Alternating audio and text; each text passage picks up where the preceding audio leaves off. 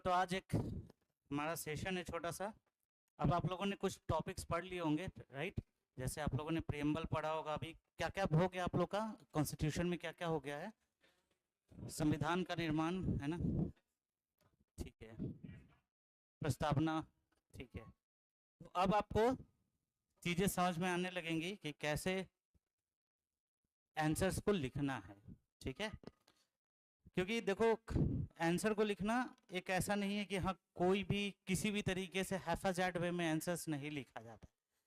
Answers को लिखने का एक प्रॉपर तरीका होता है, मेथड होता है, और उस मेथड को जब अपन फॉलो करते हैं तो आप देखेंगे कि आंसर्स लिखना बड़ा आसान हो जाता है। एक्चुअली में होता क्या है कि आंसर राइटिंग को हम लोग ऐसा समझते हैं कि सब कुछ पढ़ा और उसके बाद जैसे मन किया उसमें से जो जो पॉइंट जहाँ जहाँ रैंडमली याद आ रहा है, ध्यान आ रहा है, उसको अपन क्या करते, लिखते हैं। ऐसा होता नहीं। एक साइंटिफिक मेथड है, साइंटिफिक तरीका है ना, एक मेथडोलॉजी है। क्योंकि जब आप सिविल सर्विसेज में आएंगे तो दूसरे एग्जाम से सिविल सर्विसेज में डिफरेंट क्या है, दूसरे एग्जाम में भी प्रीलिम्स जैसा पेपर होता है, यहाँ भी प्रीलिम्स जैसा पेपर, वन लाइनर जिसको कहते हैं, आता है या तो नहीं आता। इसमें डिफरेंट क्या है, इसमें डिफरेंट है मेंस, है ना। इसमें जो सिविल सर्विसेज में जो डिफरेंट है पहले दूसरे एग्जाम से, वो क्या है, मेंस। यानी कि मेंस यानी कि उसका आंसर राइटिंग, की आंसर कैसे लिखा जाए।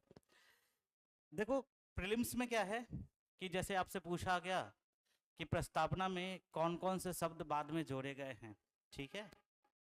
आइदर यू नो और यू डोंट नो, या तो आपको पता होगा या नहीं पता होगा। It's like a digital system, कि अगर पता है तो सही है और नहीं पता है तो गलत है। लेकिन मेंस में ऐसा नहीं होता है।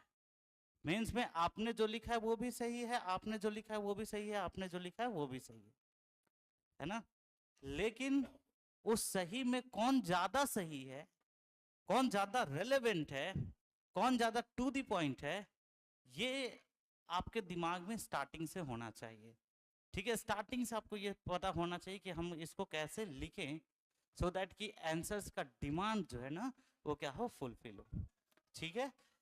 दैट्स वाई आज का एक सेशन है क्वेश्चन को समझने के लिए, आंसर को समझने के लिए। और एक बात मैं आपको बता देता हूँ, माइंड सेटअप कर लेना, माइंड मेकअप कर लेना कि पूरे प्रिपरेशन में जो सबसे आसान काम है वो ये है आंसर राइटिंग करना। पूरे प्रिपरेशन का सबसे आसान काम है, लगता है सबसे टफ काम है, लेकिन ये सबसे आसान काम है।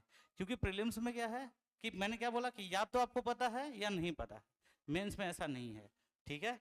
आपने कुछ एक स्ट्रक्चर बना लिया। जैसे एक सिंपल से एग्जांपल बताते हैं, लाइक मान लो आप लोग को कि कोई क्वेश्चन है, लाइक हेल्थ का क्वेश्चन है या एजुकेशन का क्वेश्चन है या कोई भी क्वेश्चन है, ठीक है। अब उस क्वेश्चन में एक पॉइंट सोचना कि अगर उसकी प्रॉब्लम्स को लिखना हो, समस्या को लिखना हो, तो सरकार की जो नीति है, एक एग्जांपल मैं बता रहा हूँ, सरकार की नीति, आप उस नीति के बारे में अगर लिखो कि सरकार की नीति या तो बेहतर नहीं है, नीतियों में कमी है, इस या फिर जो नीति का क्रियान्वयन है वो सही से नहीं हो रहा है और उसमें क्या है, भ्रष्टाचार है ना। और भ्रष्टाचार तो सब जगह है, सबको पता होगा, यत्र तत्र सर्वत्र है भ्रष्टाचार, है ना जी, हर जगह पे भ्रष्टाचार है। तो ये जो पॉइंट है, आपने सोचा कि नीति का क्रियान्वयन बेहतर तरीके से नहीं होना या नीति का सही तरीके से लागू नहीं होना, आप किसी भी क्वेश्चन में लिख सकते हैं। जीएस के लिए क्या चाहिए होता है, ये प्रीलिम्स के लिए क्या चाहिए होता है, आपको पता है तो सही है, नहीं पता है तो गलत है। लेकिन इसमें ऐसा नहीं होता है, आपने कुछ पॉइंट्स बना लिए और उन पॉइंट्स को बना के आप किसी भी क्वेश्चन में क्या कर सकते हो, कोट कर सकते हो। दैट्स वाई आज का सेशन है समझने के लिए कि इंट्रोडक्शन कैसे लिखना है ना, बॉडी पार्ट कैसे लिखना है और कंक्लूजन पार्ट कैसे लिखना है। बिफोर हम लोग ये सेशन को स्टार्ट करें, मैं आपको बता देता हूँ कि एक आंसर के 3 बेसिक कंपोनेंट होते हैं, है ना। 3 बेसिक कंपोनेंट होते हैं। कौन कौन से बेसिक कंपोनेंट है? फर्स्ट पार्ट इज इंट्रोडक्शन, जिसको परिचय कहते हैं, बॉडी पार्ट है ना, जिसको मुख्य भाग कहते हैं, एंड कंक्लूजन, दैट इज निष्कर्ष। ये 3 भाग होते हैं और तीनों को लिखने का तरीका अलग अलग होता है, तीनों का मोटिव अलग अलग होता है, तीनों का थॉट अलग अलग होता है। लेकिन पहले के समय में क्या था कि क्वेश्चन का जो डिमांड है उस डिमांड को आपने फुलफिल कर लिया, दैट्स इट, आपका काम हो गया। आज के समय में चीजें बदल गई हैं। अगर 64th बीपीएससी, 65 बीपीएससी, 66 बीपीएससी को भी देखें, 67th बीपीएससी तक, जिसने पूरे क्वेश्चंस को लिख दिया, सारे क्वेश्चंस लिख दिया, उसका सिलेक्शन हो जाता था। अब ऐसा नहीं है, अब सारे क्वेश्चंस सब लिखते हैं, है ना, अब सारे क्वेश्चन सब लिखते हैं। 68 और 69 बीपीएससी में देखे तो लगभग सारे स्टूडेंट्स ने सारे क्वेश्चन लिखा, लेकिन उसमें जिसने बेहतर लिखा उसका नंबर ज्यादा आया। तो अब एक नया कंपोनेंट इसमें जुड़ गया अपने आंसर राइटिंग में, और वो नया कंपोनेंट है कि आंसर के डिमांड को समझना, ठीक है, आंसर के थॉट्स को समझना, उसके अंदर केस स्टडी लगाना, उसके अंदर आपको डिफरेंट आर्टिकल्स को जोड़ना, ये बहुत सारे नए नए इनरिचमेंट पॉइंट अब जुड़ गए हैं। पहले सिर्फ और सिर्फ क्या होता था, सिर्फ और सिर्फ क्या लिखना होता था, बोलो, क्वेश्चन और उसका आंसर लिखना होता था। बट आपको पता है कि जैसे जैसे कंपटीशन बढ़ता जा रहा है, धीरे धीरे चीज़ें भी बदलती जा रही हैं। हम लोग मैं जब मेंस लिख रहा था, इंटरव्यू दे यार मैंने यूपीएससी का, मैंने 2013, 14, 15 और 16 में 4 कंटिन्यूस ईयर्स में मैंने यूपीएससी इंटरव्यू दिए हैं। उस समय भी इतना चीजें नहीं थी, यूपीएससी में भी इतनी चीजें नहीं थी कि आपको क्या करना होगा, हर एक क्वेश्चन के अंदर केस स्टडी, हर एक क्वेश्चन के अंदर उसके मॉडल्स एंड थ्योरीज को लिखना होता था। अब उस समय ऐसा नहीं था, अब ऐसा है, अब ऐसा है कि बस आपको लिखना ही पड़ेगा, दूसरा कोई उपाय नहीं है। तो आज का सेशन इन्हीं सब चीज़ों से रिलेटेड है, एंड आई होप आप लोग को चीज़ें समझ में आ रही होंगी कि क्या क्या हमें आगे करना है। दैट्स वाई आज का एक सेशन मैंने रखा क्या कि एक अच्छा उत्तर कैसे लिखे, ठीक है, learn the art and the science of answer writing, ठीक है, आर्ट एंड साइंस, ठीक है, दो बातें हैं। आंसर राइटिंग एक कला भी है और एक विज्ञान भी है, ठीक है। कला क्यों? क्योंकि इसके अंदर प्रेजेंटेशन आपको बेहतर करना पड़ेगा, है ना, प्रेजेंटेशन बेहतर करना पड़ेगा। जैसे आपको कई सारे डायग्राम बनाने पड़ेंगे, आपको इंडिया का मैप बनाना पड़ेगा, ठीक है। जैसे आपको मान लो कि आपको कोई क्वेश्चन है जो कि वाटर रिसोर्स से रिलेटेड है, जल संसाधन से, कि भारत में जल संसाधन लगातार क्या होता जा रहा है, कम होता जा रहा है, ये और बढ़ते जा रहा है क्या बाहर से आवाज? आज दिन हमने गलत चुन लिया क्या हम लोगों ने? कोई नहीं, ठीक है, करते हैं, जब पढ़ते हैं, अगर नहीं होगा तो फिर और किसी दिन एक और सेशन रखेंगे, ठीक है। तो क्या मैंने बोला कि this is art as well as science. तो आर्ट क्यों है सो समझो, और साइंस क्यों है सो समझते हैं। आर्ट इसको इसलिए कहते हैं क्योंकि आपको अपने आंसर्स के अंदर क्या बनाना पड़ेगा, मैप बनाना पड़ेगा, है ना। जैसे भारत की साक्षरता दर को बताना है, तो हम लोग क्या करते हैं कि बताते हैं कि हाँ भारत में, बिहार में इतना साक्षरता, और जगह इतना साक्षरता, इतना साक्षरता। इसको कैसे हम लोग आंसर्स में लिख सकते हैं? एक भारत का मैप बनाए, और ये आज के बाद आप लोग इंडिया का मैप विद इन 10 सेकेंड्स बनाना सीख लो, कि 10 सेकेंड के अंदर क्या कर रही है। मैं अब ये कहानी थोड़ी सुना रहा हूँ, क्योंकि सास भी कभी बहुत थी, ऐसा वाला कहानी थोड़ी सुना रहा हूँ मैं, तो कहानी काम का ही बात बता रहा हूँ, तो प्लीज ध्यान से सुने। पहले सीरियल आता था ना, वैसा सीरियल तो नहीं सुना रहा हूँ मैं, तो काम का ही बात सुना रहा हूँ। तो आपको आज क्या करना है, पहला वर्क आज सभी को करना है कि इंडिया का मैप बनाना सीखना है, ठीक है।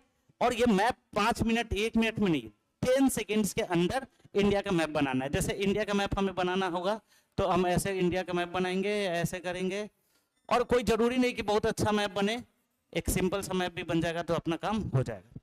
एक इंडिया का मैप बनाना है और 10 सेकेंड्स के अंदर, आज से प्रैक्टिस करना है, 10 सेकेंड्स के अंदर इंडिया का मैप बनाने का। कोई बहुत अच्छा मैप नहीं बनाना है, सिंपल मैप बनाना है, ठीक है, जो कि लग जाए कि हाँ इंडिया। ऐसा नहीं कि इसका कहीं और कर देना और दूसरा कहीं और कर देना। और जो भी चीजें हों, जैसे मैंने बोला कि भारत का बिहार में जो है साक्षरता दर कम है और महाराष्ट्र में ज्यादा है, तो आप क्या करेंगे, बिहार को यहाँ लोकेट करेंगे, महाराष्ट्र को यहाँ लोकेट करेंगे, यहाँ पर दिखाएंगे साक्षरता दर और यहाँ पर लिखेंगे साक्षरता दर। बात समझ में आ रहा है? तो अब चीजों को कहाँ पे लिखना है, मैप पे लिखना है। अब चीजों को कहां पे लिखना है, मैप पे लिखना है। जो फैक्ट लिखना है कहां पे लिखना है, मैप पे लिखना है। दैट्स व्हाई मैंने क्या बोला, इट इज ए आर्ट, ठीक है। ये क्या है बोलो, आर्ट है। जैसे कुछ और बनाना है, लाइक मान लो कि कोई किसी भी चीज के बारे में बनाना है, मान लो अवसंरचना के बारे में, अवसंरचना के बारे में कुछ लिखना है, ठीक है। कोई अवसंरचना के बारे में लिखना, इंफ्रास्ट्रक्चर के बारे में। तो अवसंरचना का मतलब क्या होता है, जैसे रोड अवसंरचना हो गया। अवसंरचना समझते हो ना, रोड क्या है, एक तरह का अवसंरचना है। पुल क्या है, एक तरह का अवसंरचना है ना। उसी तरीके से आपके पास स्कूल्स क्या है, अवसंरचना है। हॉस्पिटल्स क्या है, अवसंरचना है। तो अवसंरचना बनाना हो, मान लो कि अवसंरचना का मैप बनाना हो, तो आप क्या लिखेंगे, इंफ्रास्ट्रक्चर बोलते हैं इंग्लिश में, है ना। इंफ्रास्ट्रक्चर बनाना हो, तो इंफ्रास्ट्रक्चर बनाना हो तो आप क्या लिखेंगे, जैसे यहां पर एक सामाजिक अवसंरचना, सोशल इंफ्रास्ट्रक्चर, सामाजिक अवसंरचना, ठीक है। दूसरा क्या होता है, भौतिक अवसंरचना, रोड, है ना। और क्या हो सकता है, डिजिटल अवसंरचना। तो अवसंरचना को भी हम कई पार्ट्स में क्या कर सकते हैं, डिवाइड कर सकते हैं। तो अब क्या करना है, सोचना है। जैसे आपने अभी मान लो कि प्रियम्बल पढ़ा है, ठीक है, या मान लो कि अपने कॉन्स्टिट्यूशन के बारे में पढ़ा कि इन मेकिंग ऑफ कॉन्स्टिट्यूशन। तो मेकिंग ऑफ कॉन्स्टिट्यूशन में आपने पढ़ा कि हमने क्या किया है कि विभिन्न देशों से, विभिन्न स्रोतों से हमने क्या किया है, संविधान को बनाया है, विभिन्न स्रोतों से उसे क्या किया, ग्रहण किया है। तो विभिन्न स्रोत, जहां जहां एक वर्ल्ड का मैप बना लो, और जहां जहां से हमने क्या किया है, संविधान को लिया, उस मैप को क्या कर सकते हो, वहां पे लोकेट कर सकते हो। जैसे आयरलैंड के संविधान से कुछ लिया हमने, है ना, रशिया के संविधान से कुछ लिया, यूएसएसआर के संविधान से कुछ लिया, तो वो मैप लोकेट करके उसको क्या कर सकते हो, इंडिया के मैप पे दिखा सकते हो। तो क्या बोल रहे हैं, कुछ बोल रहे थे, बताना होगा तो बताएंगे, ठीक है। तो कहने का तात्पर्य है कि अब मैंने क्या बोला कि आर्ट भी है और साइंस भी है। तो साइंस इसलिए है क्योंकि इसमें आपको साइंटिफिक रिप्रेजेंटेशन का जरूरत होता है। साइंटिफिक रिप्रेजेंटेशन का मतलब क्या होता है, जैसे जब आप इंट्रोडक्शन लिखेंगे तो इस इंट्रोडक्शन को हम लोग कैसे लिखेंगे, इंट्रोडक्शन को हम लोग लिखेंगे पैराग्राफ फॉर्म में, ठीक है। जब बॉडी पार्ट को लिखेंगे तो बॉडी पार्ट को हम लोग कोशिश करेंगे किस फॉर्म में लिखने का, पॉइंट फॉर्म। बॉडी पार्ट को कैसे लिखने का कोशिश करेंगे, पॉइंट फॉर्म। कंक्लूजन जब लिखेंगे, निष्कर्ष जब लिखेंगे, तो कोशिश करेंगे इसको फिर से पैराग्राफ फॉर्म में लिखने। बात समझ में आ रहा है, इसको फिर से कैसे फॉर्म में लिखने की कोशिश करेंगे, पैराग्राफ। तो कहने का तात्पर्य है कि जब हम लोग एक आंसर लिखते हैं तो इसमें बहुत सारी चीजों को बनाना होता है, मैप वगैरह, that's why it is art. And इसके लिखने का एक मेथडोलॉजी होता है, एक तरीका होता है, that's why it is a science. तो आज का जो हमारा सेशन है, that is the art and the science of A answer writing, art and science of A answer writing, ठीक है। तो अब एक गुड आंसर के, एक अच्छे आंसर के क्या क्या कंपोनेंट होते हैं